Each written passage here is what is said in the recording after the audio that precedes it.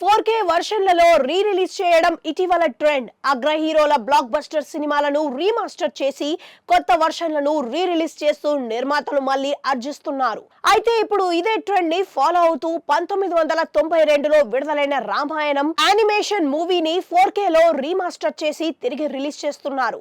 Ramayanam the legend of prince Rama ప్రపంచ వ్యాప్తంగా ఎంతో ఇష్టపడే యానిమేషన్ చిత్రం. హిందీ, ఇంగ్లీష్, తమిళ, తెలుగు భాషల్లో అక్టోబర్ 18న భారతీయ థియేటర్లలో ప్రదర్శితమవుతోంది.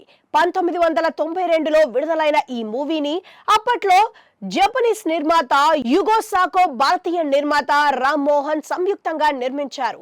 ఇప్పుడు దీనిని రీమాస్టర్ చేసి ఫర్హాన్ అఖ్తర్, రితేష్ సిద్వానీల ఎక్సెల్ ఎంటర్టైన్మెంట్ సంస్థ విడుదల చేస్తోంది.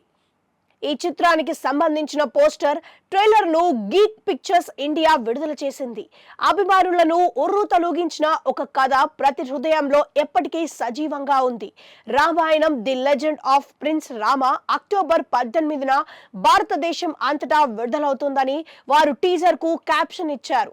గీక్ పిక్చర్స్ ఇండియా సహా వ్యవస్థాపకుడు అర్జున్ అగర్వాల్ మాట్లాడుతూ, ఈ రామాయణం అన్ని రకాల కొత్త రికార్డులను బద్దలు కొట్టబోతోంది. ఎందుకంటే ఇండో జపాన్ సహకారం కోసం ఇక్కడ కొత్త శకం ప్రారంభమవుతోంది. ఇది డైనమిక్ ఆలోచన, చాలా స్పష్టమైన రంగురంగుల చిత్రంతో రామాయణం అందరినీ అలరిస్తోంది. రామ్ కథ అన్ని వయసుల వారి కోసం అని తెలిపారు.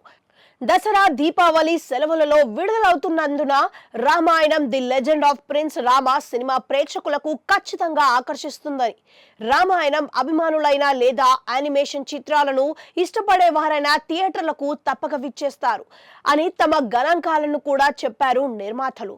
ఒక ముఖ్యమైన హిందూ ఇతిహాసం విష్ణువు 7వ అవతారమైన రాముడి కథను చెబుతోంది. రాకుమారుడైన రాముడి జీవితాన్ని తెరపరిచింది. ఈ యానిమేషన్ వర్షన్ లో యుగాలకు సంబంధించిన మంత్రముగ్ధత వెండితెరపై జీవం పోసుకుంది. Ramayanam the legend of prince రామాలో రాముని వనవాసం, సీతా అపహరణ, హనుమంతుణ్ణి అంకిత భావం, రావణుడు శ్రీరాముడి మధ్య చివరి ఘర్షణ సహా రామాయణంలోని కీలక సన్నివేశాలతో అలరిస్తోంది. పవిత్రమైన హిందూ పురాణంపై తీసిన రామాయణం మొదటి యానిమేటెడ్ సినిమా కూడా.